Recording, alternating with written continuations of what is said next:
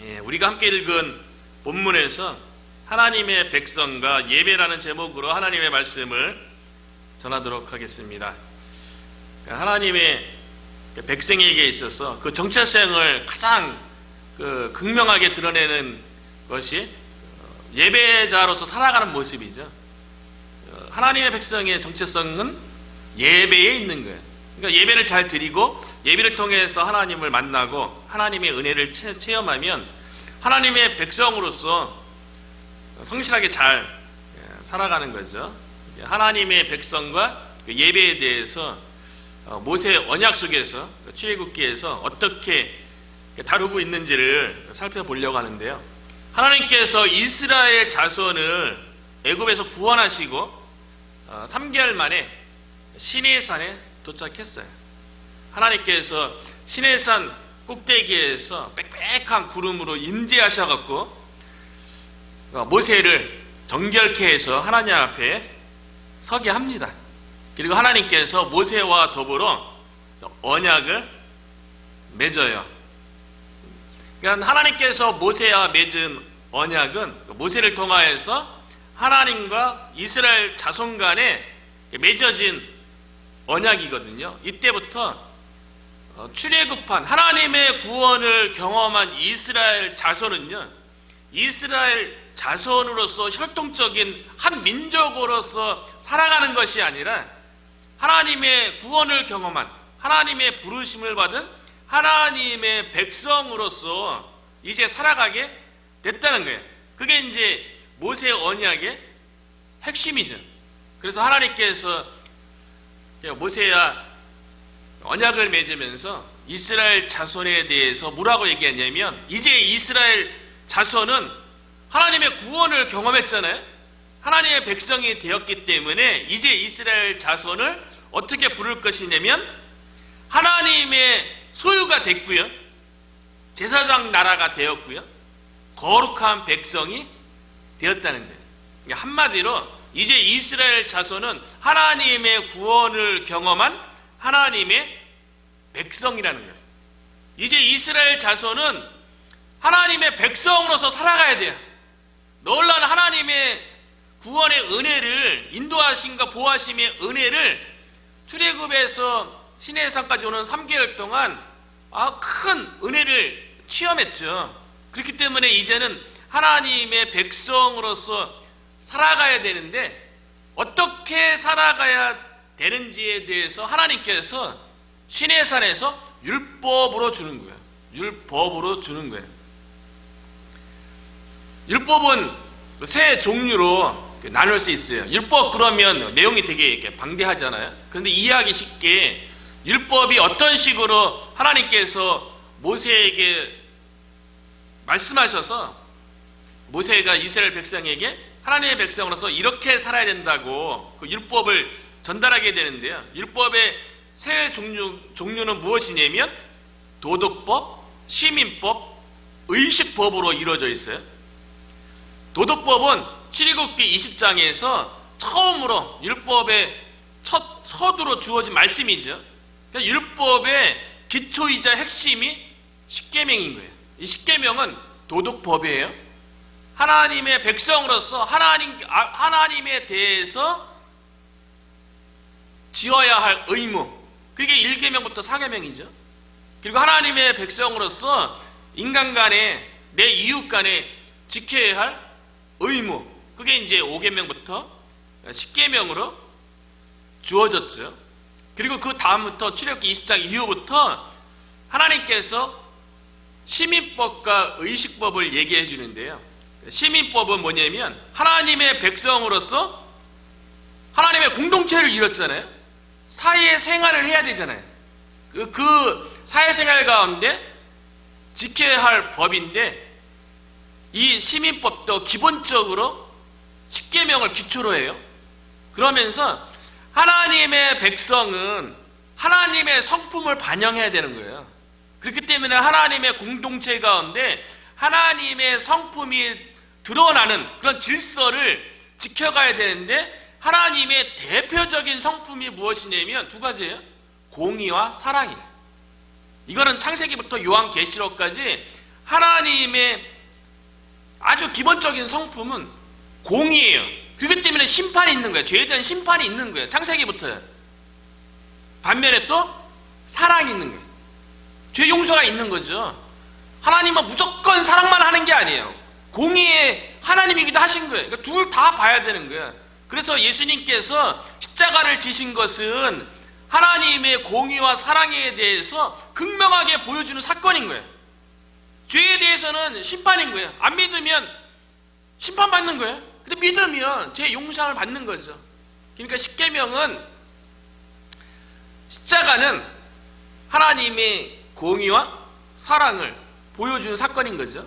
그런데 이 시민법을 통해서 이스라엘 공동체 안에 사회생활 가운데 공의하고 사랑이 나타나도록 그렇게 이제 법으로 하나님께서 말씀하셨어요. 그리고 그 다음에 주어진 게 무엇이냐면 도덕법, 시민법, 의식법. 의식법은요, 하나님의 백성으로서 가장 중요한 건데요, 하나님의 백성으로서 하나님을 어떻게 예배할 것인가, 하나님의 백성이 하나님께서 거룩하시기 때문에 거룩함을 유지해야 되는데 어떻게 거룩함을 유지할 수 있는가? 하나님을 예배하는 것은 제사법으로 나오는 거고요. 하나님 앞에서 어떻게 거룩함을 유지할 수 있는지에 대한 법은 정결법으로 기록되어 있는 거예요. 근데 오늘은 그 의식법 가운데 가장 중요한 하나님을 어떻게 예배할 것인지, 하나님 앞에 어떻게 나가서 하나님을 만나고 하나님의 음성을 들을 수 있는지의 그 핵심이 성막이죠. 성막 짓는 쭉 내용 가운데 성막 중에 또 핵심은 실질적으로 하나님을 만나는 언약궤에 대해서 말씀하는 거예요. 이스라엘 백성은 하나님의 백성으로서 율법을 지켜야 되는 거예요. 율법을 통해서 하나님 앞에서 예배자로 살아가야 되고, 율법을 지키는 걸 통해서 하나님 앞에서 거룩한 삶을 살아가야 되는 거죠. 그러니까 이제 이스라엘 자손은 하나님 백성답게 살아가야 되는 거예요. 그러니까 하나님의 백성이라는 타이틀을 주어졌으니까, 제사장 나라, 거룩한 나라는 타이틀이 주어졌으니까 그 이름에 합당하게 살아가야죠. 그 이름에 합당하게 살아갈 방법이 율법을 지키는 거예요. 우리들도 답게 살아가야 하는 줄로 믿습니다. 하나님의 자녀로 부름받았잖아요. 하나님의 자녀라는, 그리스도인이라는 우리가 부름을 받았다고요. 그러면 구원 받은 이후에 우리에게 주어진 하나님의 자녀, 그리고 그리스도인이라는 그 이름에 합당하게 우리가 살아가야 되는 거죠. 그러니까 답게 살아야 하는 거예요. 특별히 우리 교회의 이름에 걸맞게 살아야죠. 우리 교회의, 워싱턴 성도교회의 그 성도라는 이름이 나온 고린도전서 1장 2절에 보면, 고린도에 있는 하나님의 교회 곧 그리스도 예수 안에서 거룩하여지고 성도라 부르심을 받은 자들과 또 각처에서 우리의 주 곧 그들과 우리의 주 대신 예수 그리스도의 이름을 부르는 모든 자들에게. 워싱턴 성도교회의 정체성이죠. 워싱턴 성도교회처럼 살아야죠. 워싱턴 성도교회답게 살아야죠. 워싱턴 성도교회는 하나님의 교회예요. 하나님의 교회답게 우리가 살아야 되는 거예요. 그리고 또 예수 안에서 거룩하여진 성도답게 우리가 살아야 되는 거예요. 그리스도의 이름을 부르는 구원받은 백성답게 우리가 살아야 되는 거예요. 교회답게, 성도답게, 구원받은 백성답게 살아야 된다는 거예요. 우리가 답게 사시는 은혜가 있기를 축원합니다. 이스라엘은요, 하나님의 백성으로서 그 정체성을 드러나는 것에 있어서 가장 중요한 게 예배 드리는 거라고 했잖아요. 그러니까 이스라엘 백성은 하나님의 백성으로서 예배자의 삶을 살아야 되는데요, 이스라엘 자손은 애굽에서 430년 동안 거주했기 때문에요, 그곳에서 봤던 제사 드리는 모습은 애굽인들이 드리는 제사의 모습이에요. 그 430년 동안 봤다면 그 사이에서 드려지는 이방인의 제사의 그 풍습, 이런 것들이 얼마나 강렬하게 이스라엘 민족 가운데 남아있겠어요. 그래서 하나님께서 이스라엘 백성이 하나님 앞에 제사 드리는 데 있어서 하나님께서 아주 일일이, 아주 꼼꼼하게, 아주 구체적으로 말씀해 주세요. 그래서 하나님 앞에 나아갈 적에 성막 중심으로 나가게 되는데요, 성막에 대해서 하나님의 그 명령하신 걸 보면 아주 놀라워요. 모세가 그걸 어떻게 다 일일이 기억하셔갖고 구체적으로 하나님께서 치수까지 관여하셨어요. 색상도 관여하셨어요.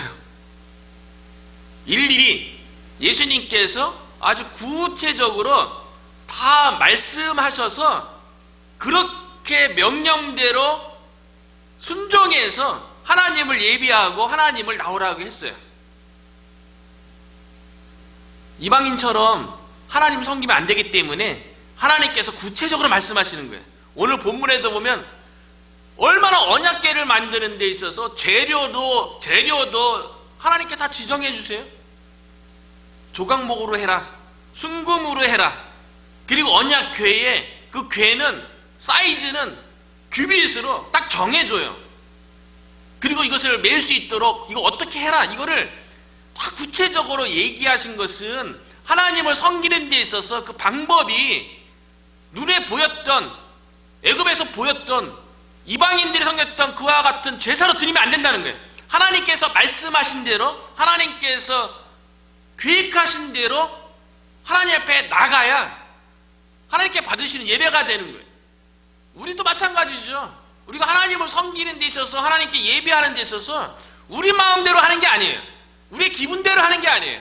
하나님께서 말씀하신 대로, 하나님께서 우리에게 뜻하신 대로 우리가 구체적으로 하나님 앞에 하나님께서 원하는 대로 나아갈 적에 우리의 예배를 받으시고요, 우리가 하나님 앞에 나아갈 적에 하나님께서 우리를 만나주실 줄로 믿습니다. 구약에서 하나님의 백성이 하나님을 예비하고 하나님을 만나는 데서 가장 중요한 게 성막이에요. 성막의 다른 말은 장막, 그리고 회막, 이 세 단어가 다 쓰였어요. 성막은 태버나클이죠. 임시 거처라는 의미가 있고요, 이동식 예배 처소예요. 그런데 요한복음 1장 14절에 보면요, 말씀이 육신이 되어 우리 가운데 거하심에, 이것이 원문상의 의문은 태버너클이에요. 장막을 치다는 의미예요. 예수님께서 이 땅에 육신을 입고 오신 것이 장막으로 오셨다는 거예요. 그러니까 장막이 하나님 만나는 것이잖아요. 예수님을 통해서 하나님을 만나게 된다는 거예요. 그 장막은 또 만들어진 게 다 뭡니까? 다 짐승의 가죽이에요. 가죽이 피를 흘려야지만이 그 가죽이 생산되는 거 아니에요? 그 가죽으로 만든 게 성막이에요. 하나님께서 에덴 동산에서 죄를 범죄한 아담과 하와가 죄로 인해서 수치스럽고 부끄러우니까 처음에 무화과 나무 잎을 했는데, 무화과 나무 잎은 한나절에 떼약볕 쬐면 그냥 사그러지는 거 아니에요? 그러니까 하나님께서 아담과 하와의 죄의 수치와 부끄러움을 가려주려고, 덮어주려고 가죽옷을 입혀줬잖아요.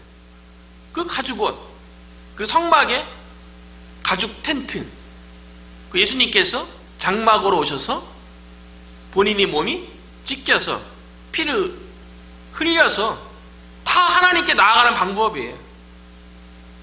하나님께 예배하는 데 있어서 오늘날에는 장막으로 오신 예수님께서 하나님을 예배하고 하나님을 만나는 길을 예수님께서 몸을 찢으셔서 그 길을 여셨던 거죠.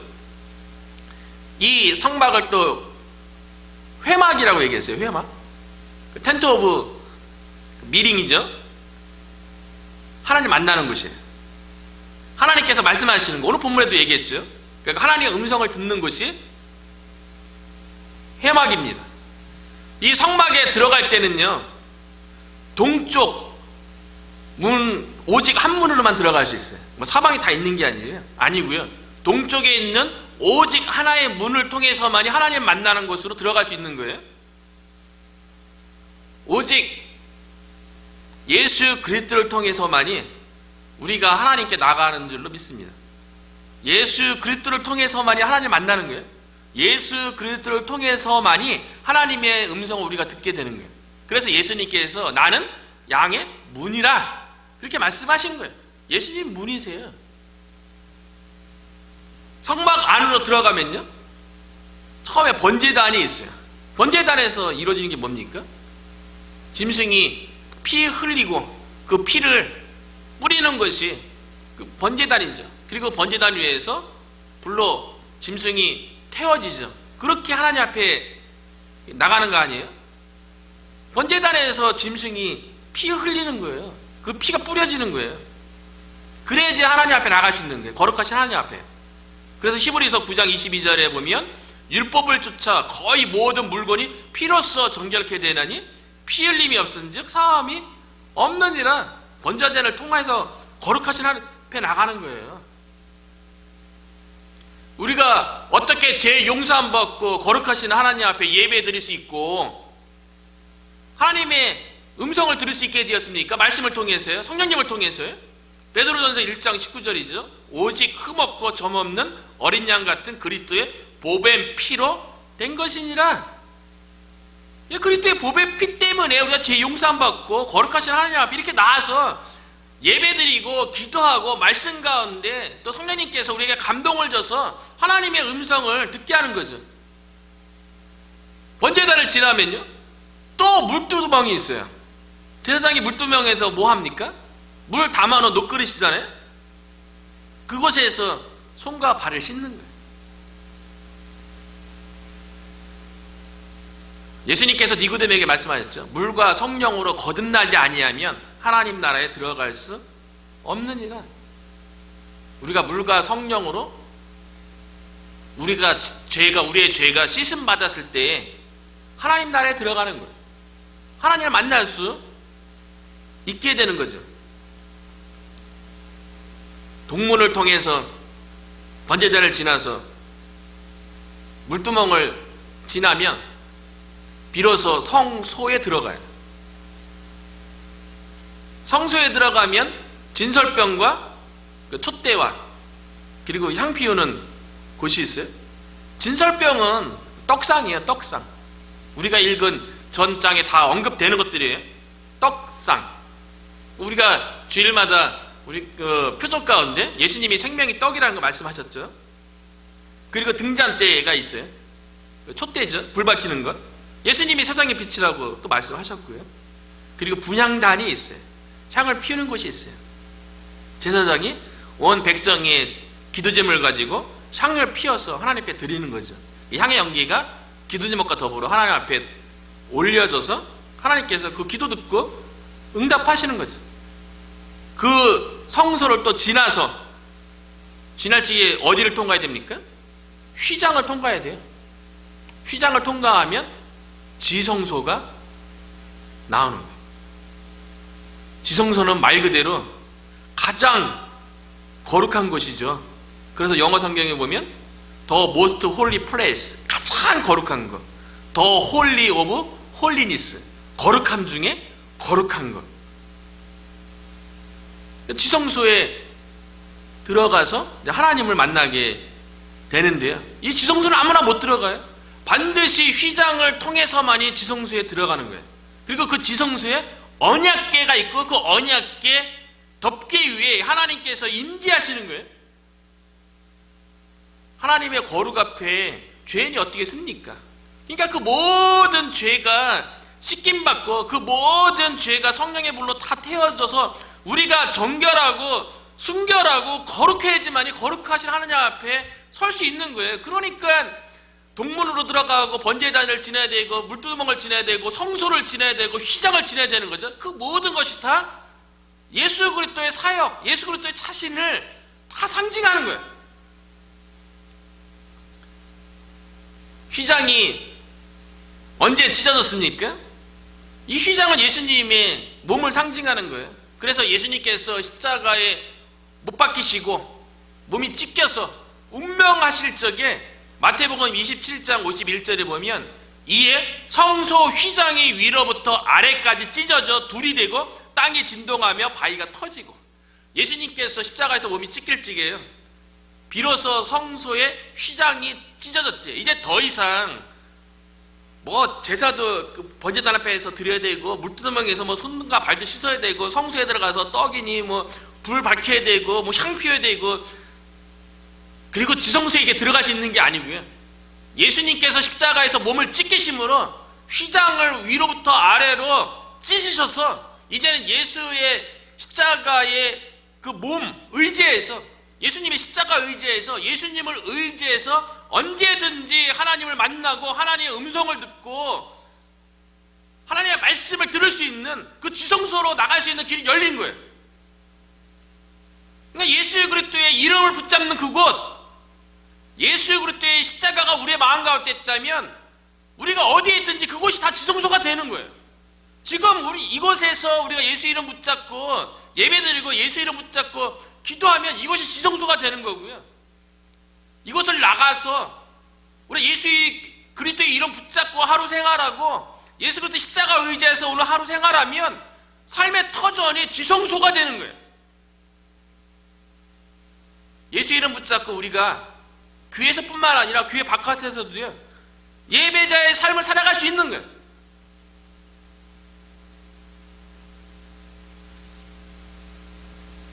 하나님께서 구체적인 방법으로 성막부터 시작해서 지성소에까지, 그리고 오늘 본문에 언약궤를 어떻게 만들려고 재료와 사이즈와 모든 것을 하나님께서 말씀하셔서 그 언약궤 위에 하나님께서 임재하셔서 비로소 대제사장을 1년에 딱 한 번 대속죄일에 구약시대 때는 만나주셨던 거예요. 그 모든 하나님께서 말씀하신 그 규정대로 나갈 적에 하나님께서 1년에 딱 한 번 대제사장을 만나주셔서 말씀하신 거예요. 이스라엘 백성에게 하신 말씀을 대제사장에게 하셨던 거죠. 오늘날에도요 예수님이 장막으로 오셨죠. 이 장막이 성전이 되고 예루살렘 성전이 되고 이 성전이 예수님이 되고 예수님을 통해서 하나님을 만나는 길을 여시고, 예수님께서 부활 승천하신 다음에 우리에게 성령님을 보내주셔서 우리의 몸이 또 성전이 되게 하셨죠. 하나님께 예배하고 하나님께 나아가서 하나님을 만나는 데 있어서는요 구약의 하나님의 규례대로 하나님의 말씀대로 해야지만이 하나님을 만나고 하나님을 예배했던 것처럼 오늘도 마찬가지죠. 하나님께서 원하는 대로 예배드리고 하나님께서 원하는 대로 우리가 하나님께 나아가야지 하나님을 만날 수 있는 거예요. 그래서 요한복음 4장 24절에 보니까요 하나님은 영이시니 예배하는 자가 영과 진리로 예배할지니라. 영은 성령 안에서요, 진리는 예수 그리스도 안에서입니다. 이전에는 예배하는 자가 영과 진리 이렇게 얘기하니까 그 영이 우리의 진실한 마음, 진리, 우리의 성실한 마음, 우리의 노력으로 간절한 마음으로 나가는 게 아니고요, 성령 안에서 예수 그리스도 안에서 영이신 하나님을 예배하고 만나게 된다는 거예요. 우리가 그렇게 예배해야 된다는 거죠. 히브리서 11장 6절에서는요 믿음이 없이는 하나님을 기쁘시게 하지 못하나니 하나님께 나아가는 자는 반드시 그가 계신 것과 또한 그가 자기를 찾는 자들에게 상 주시는 이심을 믿어야 할지니라. 우리가 이 시간 하나님께 나왔잖아요. 그 반드시 믿음으로 나와야 된대요. 하나님이 여기 함께 계시고요, 하나님께서 반드시 상 주실 것을 믿어야 된대요. 이 믿음으로 우리가 하나님 앞에 이 시간 나와 있는 줄로 믿습니다. 히브리서 4장 16절에서는요 그러므로 우리는 국률 하심을 받고 때를 따라 돕는 은혜를 얻기 위하여 은혜의 보좌 앞에 담대히 나아갈 것이니라. 은혜의 보좌, 이게 오늘 본문에 나오는 속죄소예요.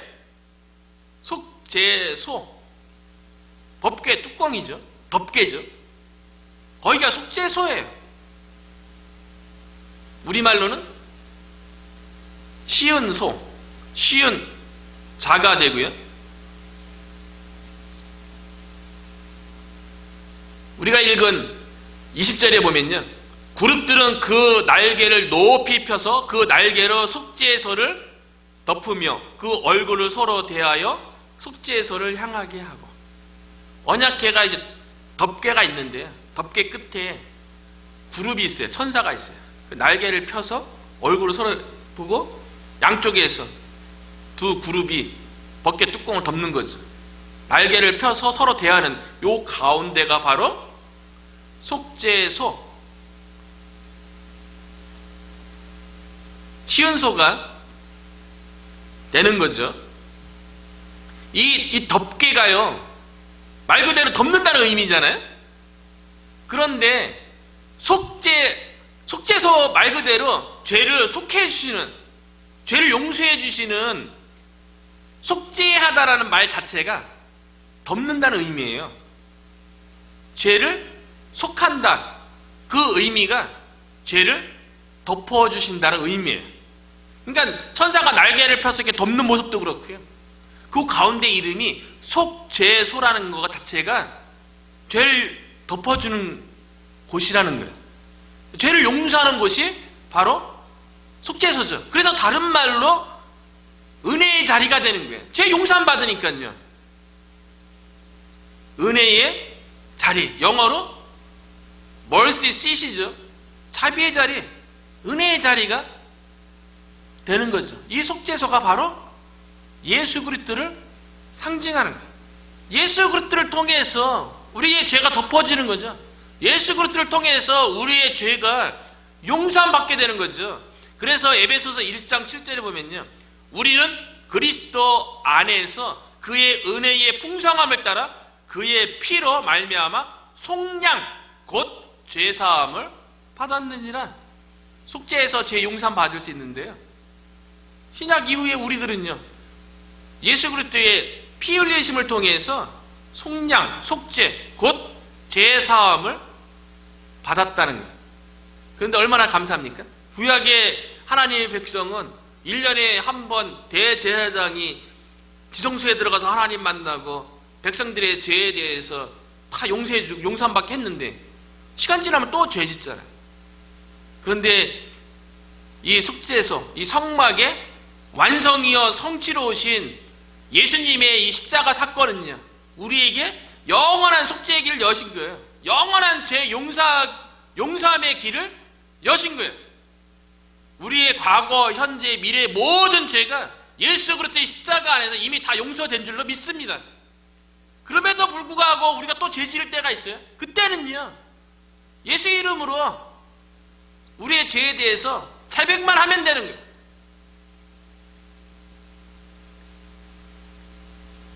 이스라엘 백성이 성막을 통해서 그 안에 지성소에 있는 언약궤를 통해서 하나님을 만나고 하나님의 말씀을 들었죠.